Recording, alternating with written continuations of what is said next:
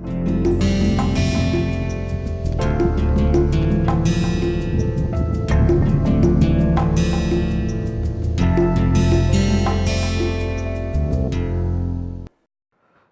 welcome to the second lecture. We would have 4 lectures. We have completed one, the second lecture for the 6th week. I am sure you are wanting the course to end, but you will see a lot of interesting things come up now. Those things are so very important. They are important in the physical sciences and many other things. Physics is the tools that we are going to do is so very important for physics that it's rather a toolbox that physicists would always need, engineers would always need. We are going to talk about line integrals. What we have done in the last few lectures, we are talking about functions of more than one variable, but they were scalar valued functions, and we are learning how to integrate them, multiple integrals, double integral and triple integral and all those things. But if I have a vector valued function, a vector field, say a vector valued function f R3 to R3 is a vector field, assume that is a vector field.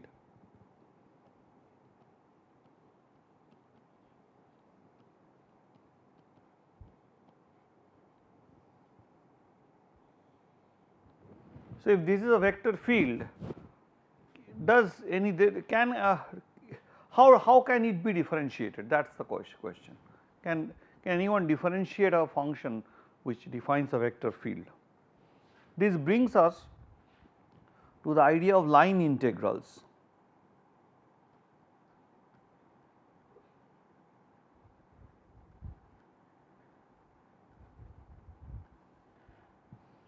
So, consider a 3D space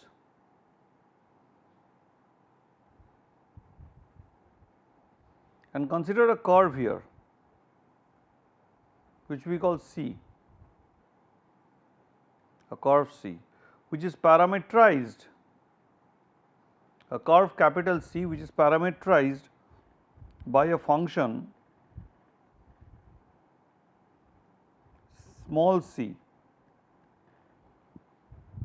that is you take any t lying between A and B where A is less than B, then Ct is one point. So, Ct is a point on the curve, Ct is a point, a coordinate of the curve xt, yt, zt, and this belongs to the bigger curve C. So, T here is a parameter and the endpoints are, this point is C of A and this point is C of B.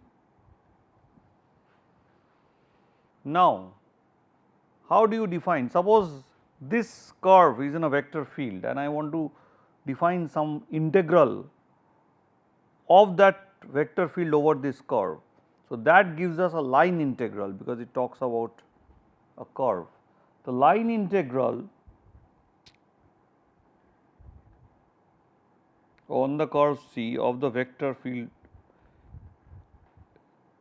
along the curve. So, we are talking about small elemental arc length is f dot ds, because it is a function from R3 to R3, is given as integral A to B. I am transforming into an integral of one variable f of Ct, because f is a function of x, y, z, which is x t, y t, z t, and that is Ct dot C dash t dt. So, this is how what is the definition of the integral, that ds is now replaced by C dash t dt. How do we justify this definition? So, we will first come and tell you how do we justify this definition. Before we will give you a small example from the book. We will show how you can calculate, or you can just even take an example up from anywhere, maybe an example up from an exercise. Okay. So, let me try to justify by drawing on the board what I had just meant, why this definition is meaningful. So, instead just of a curve C, let us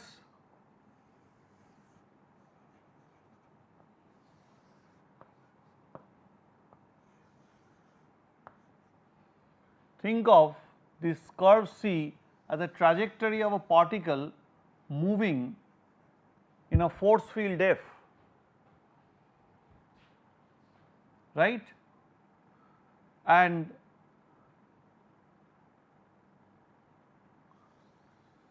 we are now talking about RT, the radius vector, which is given as xt, yt, zt.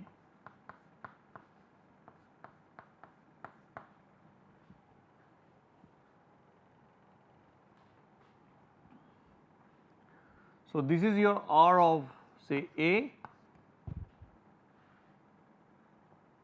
okay, and this is R of B, right. So, t is the time. So, maybe I can say t is t0 to t1. So, t is the time here. So, at time t, the radius vector is given by the coordinates xt, yt, zt, and this is working in a force field. F is a force field,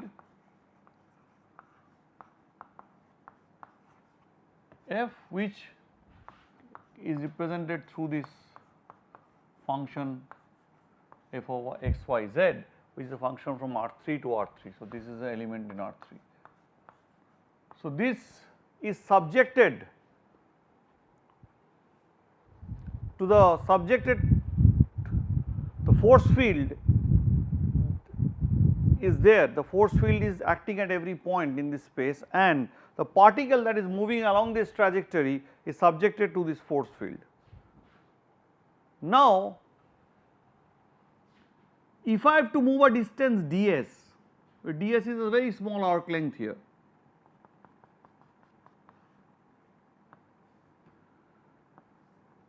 Assuming that the distance, the ds, this elemental length is so small that is almost straight. So, at the point RT, the velocity is given by the tangent to the curve and is given by r dash t, and let the time, the elemental time that is required to cover the distance ds is dt, then d of s can be written as r dash t dt. And the line integral over C of the force field F dot ds would be integral f of RT, of course, f is always defined on that, f of r RT dot r dash t dt. So, it is the fact that distance is speed into time, that same idea has been applied here, where here now we integrate over time. Here when I define this in this screen, this t is just a parameter, it need not be time, but here when I am talking about a particle moving, it is time. So, what does this say? It tells you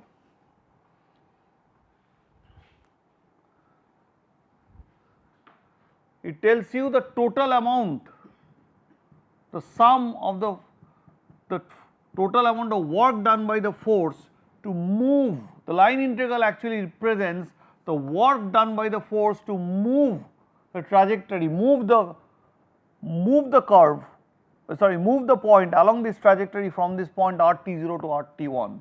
So, this is the work, this line integral actually physically represents work done by a force.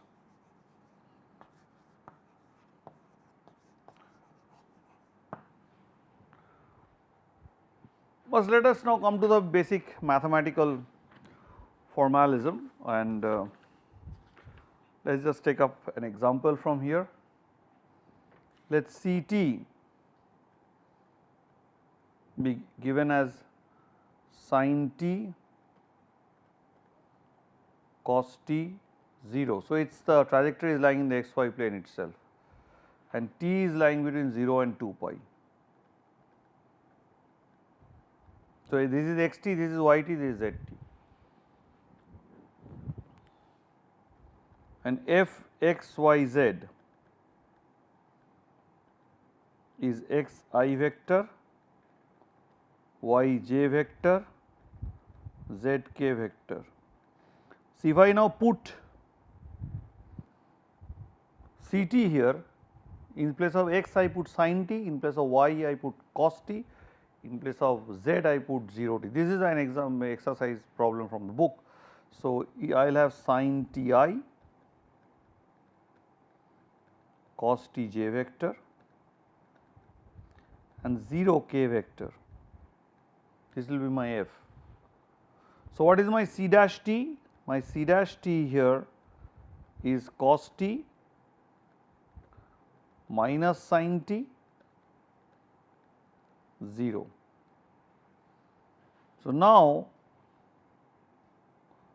I have to basically integrate from 0 to 2 pi my f c t, which is sin t cos t 0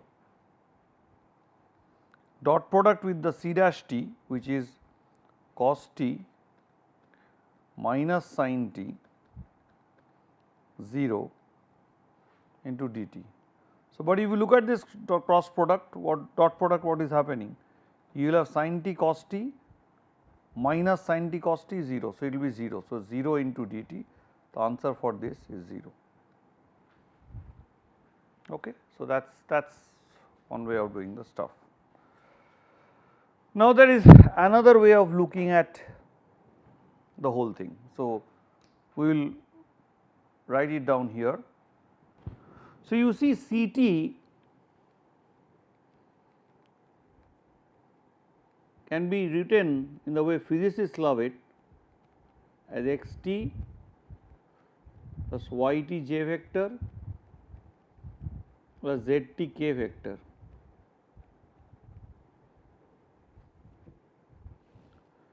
Now, what is c dash t?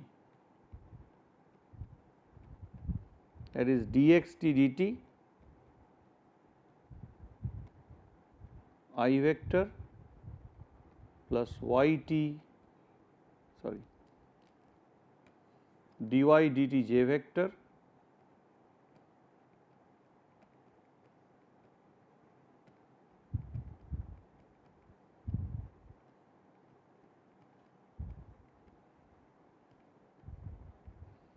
Now, can I multiply c dash t? What is c dash t dt? Is this dx t I vector, dy t j vector, dz t k vector? It is kind of multiplying by dt on both sides, but you do not really multiply by differentials. But actually, c dash t dt can be expressed as this dx t I vector, dy t j vector, dz t k vector. We can actually do that operation. We have not explained why we can do that operation. In the last lecture, I will talk about differentials. This is one of the, basically in the last lecture, I will conclude my whole this journey with this calculus of one variable and calculus of many variables. This whole journey has kept me going in some sense, that it has made me understand that there are several things in calculus which is not clear when you are working with them, but they have very specific meanings, and those very specific meanings, when you attach those specific meanings, then you start understanding why things are like that. Many people, if I ask them that what is the differential, would not be able to, just for a function of one variable, answer what is the idea of a differential, what do you mean by a differential. So, all these things will be spoken about in the last class, and all these kind of ideas. So, for the moment, assume that I can do this, that c dash t dt, which is a part of the definition,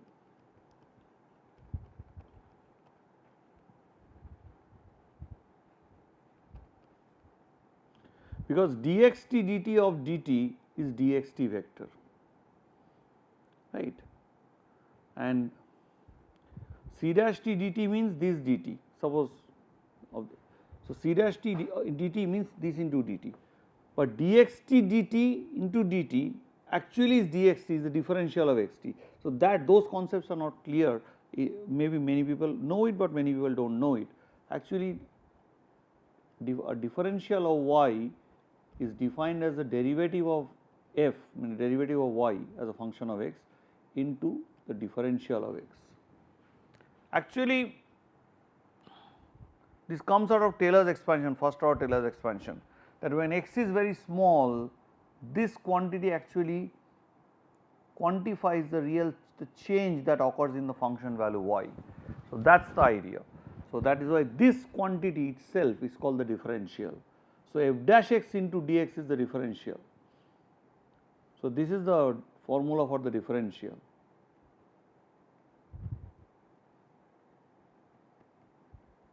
For a single variable. Here we are using that. Differential is different from the derivative. So, I guess a book has to be written trying to explain all these things very carefully. Working with something and really understanding something are two different things. So, this is what I have. So, now if I do a f dot ds,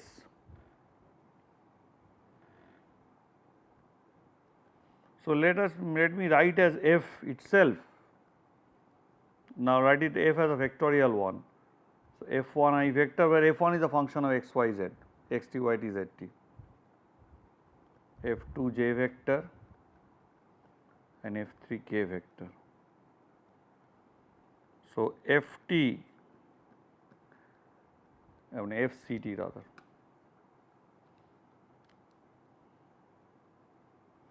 But ds you know is c dash t dt actually. So, f of ct now dot c dash t dt, which is same as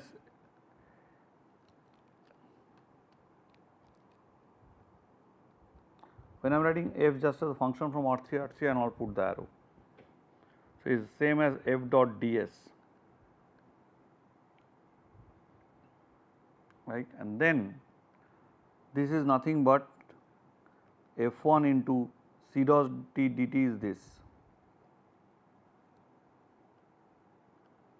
dx. I can write it in a without going into the details of writing x t, x y z, x y z every time.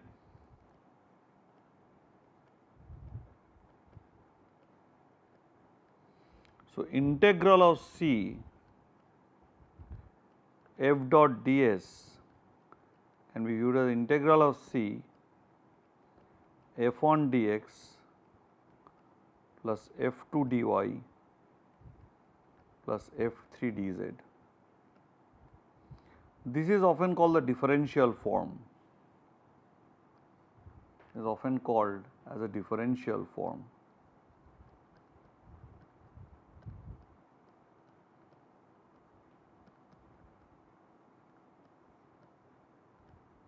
Okay. So, how will you write it? How will you handle this C and convert it into a normal form? How, when you know that the thing is parameterized, the curve in by a small curve with represented, the curve C is represented by a small curve small c of t, where t varying from a to b. How will you represent this integral in terms of t? Again the same story. C dash t is this, f dot we could have done the same thing. So, this is, so we will just write this as integral c f1 into dx dt plus f2 into dy dt plus f3 into dz dt to dt. Ultimately, c is then replaced by ab.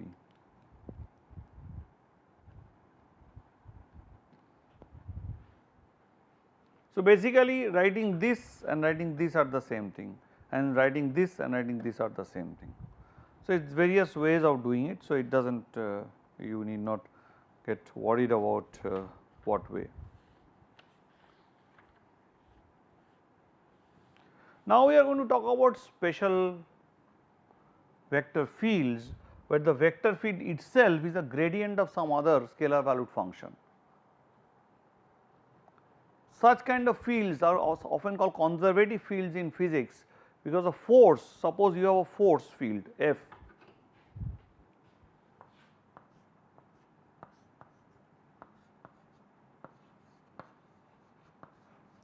and this is given as a negative of a gradient of some function u.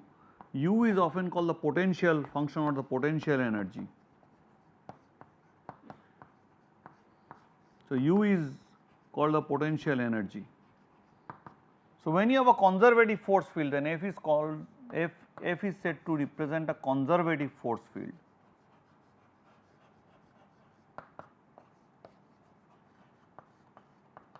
These conservative fields are important because under a conservative field in mechanics, the law of energy, conservation of energy holds, and that is very important, the law of conservation of energy.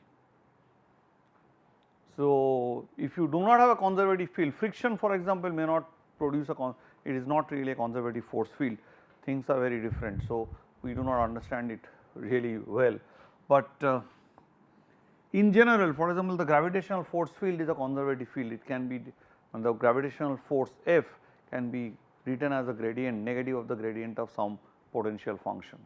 So, whenever you can write this, you will see that the gradient, the line integral or the work done by such a conservative force does not depend on the path which the trajectory takes or the path which the particle takes, but will depend only on the two endpoints of the path, okay, the values at the two endpoints.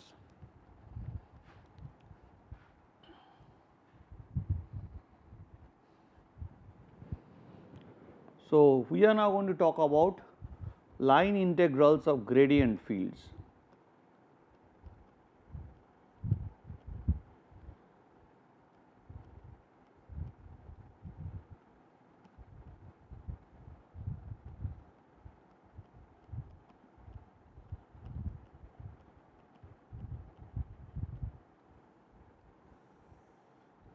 Okay. So, let us assume that a vector field F is a gradient of a function f x y z.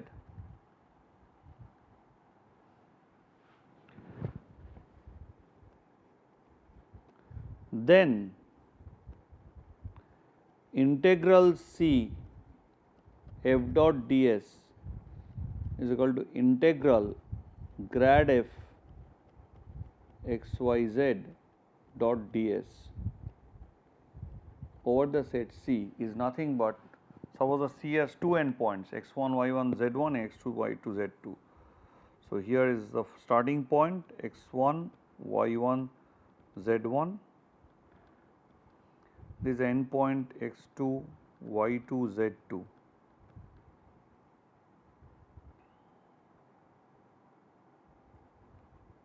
So, then this is nothing but f of x2 y2 z2 minus f of x1 y1 z1.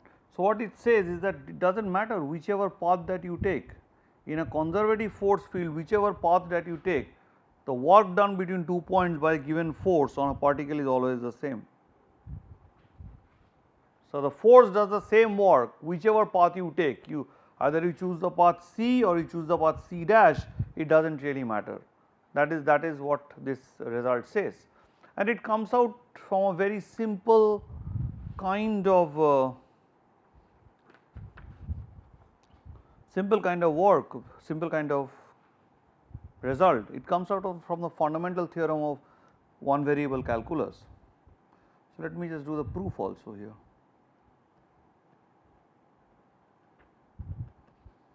So, follows from the fundamental theorem of single variable calculus, follows from the fundamental theorem of one variable calculus.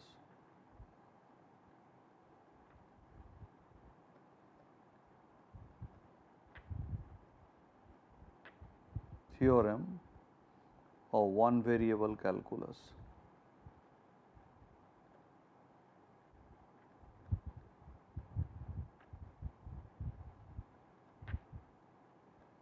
So, if you give me a differentiable function g, then you know the value at a given point A, then value at any other point B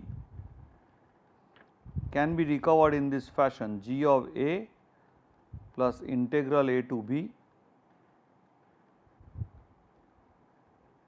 g dash t dt. This is the way g dash t is dg dt. This is the fundamental theorem of calculus. That is basically proper integration, if you want to say. If g dash t dt, nothing is the improper integral is g. If it is g, then a to, obviously it will be g because you have a derivative, then this is nothing but gv minus g. So, you take a path C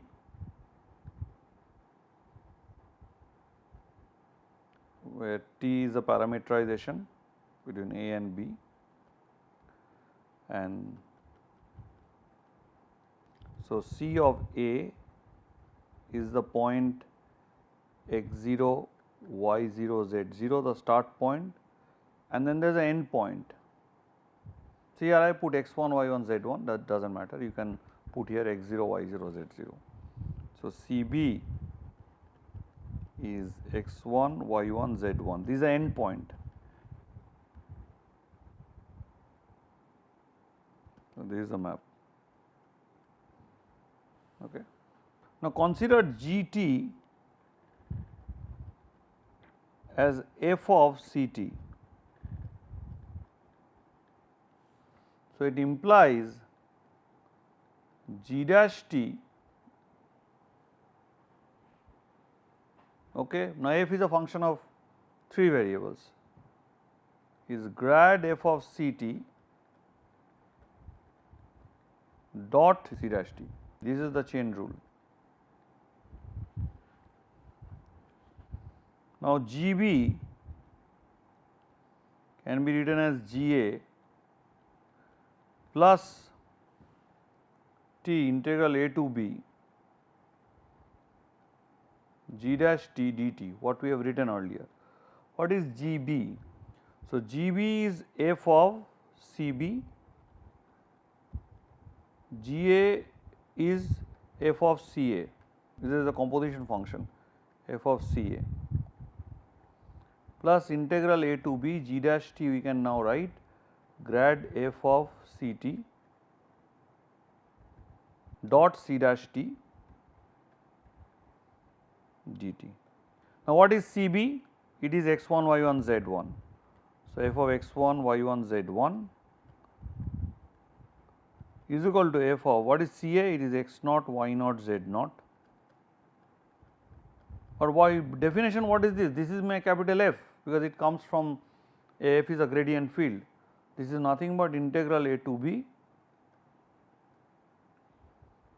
grad f dot ds, that is it. So, finally, you have put that this grad f dot ds is actually the difference of the function value at 2 endpoints. So, the function value, so if f is a gradient of some function, then the line integral of capital F along a given curve is the value of the function whose gradient it is at the 2 endpoints. If it is not a, so please understand that if the 2 function values, if on 2 different curves we have 2 different values of the line integral, then f cannot come from a gradient field, right. If on 2 different paths we have 2 different values of the line integral, then f cannot come from a gradient field. For example, I take the example from the book. So, f vector, the vector field is given by yi vector minus xj vector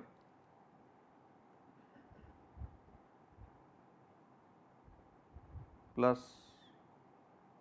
k vector. So, I will give you 2 paths, C1t which is cos t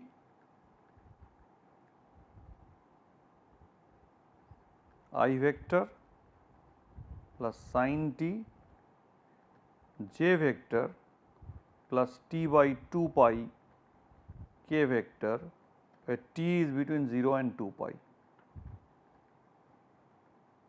I will give you another path which I will call C2t, which is cos t. It does, of course, if f is not a gradient map, it can have same values on two different paths. But if a function, we can show that there are two different paths and the function does not have the same value on two different paths, means that we are sure that it is not the gradient field.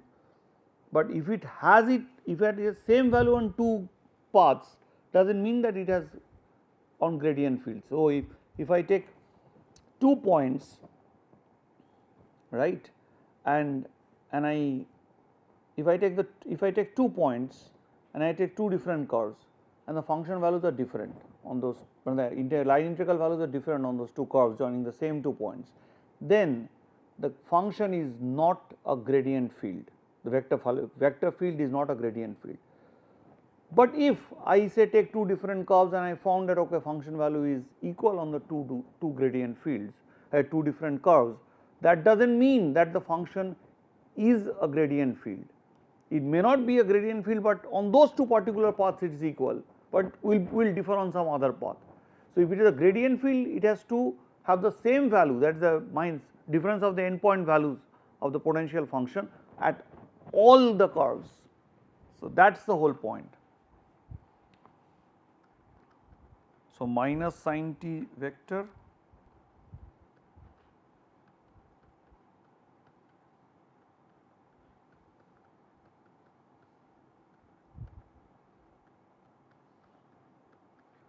so put 0 here. So, one of the endpoints is 1, cos 0 is 0, sin 0 is 0, cos 0 is 1, sin 0 is 0, this is 0, 1 0 0 is another endpoint. Here also you see 1 0 0. Now, you put 2 pi, cos 2 pi is 0, cos 2 pi is cos 2 pi is 1, sin 2 pi is 0, and here when you put 2 pi it will become 1. So, these are the two endpoints, that is x0 and x1, vectorically I am writing. So, these are the two endpoints x0 and x1, and C1 t, C2t also you put 2 pi, it is 1, 2 pi it is 0, and here it is 2 pi. So, these two curves C1 and C2 are actually joining these 2 points, same points. They are joining, for example, 1 0 0, these are not drawn to scale, 1 0 1. So, there are two different paths joining two different points. This is the curves for path C1, this is the path description for path C2. Now, I integrate, I leave the integration to you, f dot ds on C1 and I will do f dot ds on C2. F dot ds is 1 minus 2 pi on C1 and on C2 it is 1 plus 2 pi. So, they are different, and hence this f, this particular f is not a gradient field.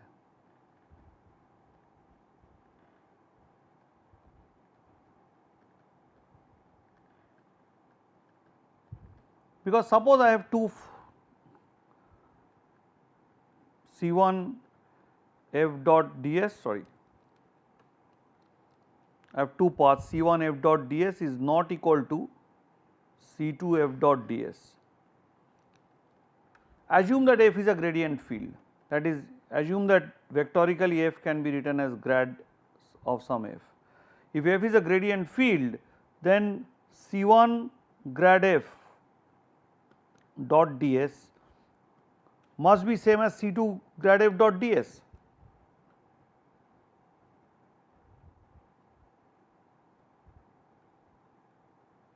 And that will be a contradiction to this. So, whenever you have two paths and you show that the function values, the line integral values differ on those two paths, this cannot come from a gradient, because if there is it comes from a gradient, then it will contradict that given fact. So, with this example, we will end our talk on the first section of line integrals, and then we will talk about some new things like reparameterization. We will talk about the notion of work, how work is being used. We will talk about the use of tangent vectors here, and that is it. That will be enough for us. Thank you. That will be in the next class.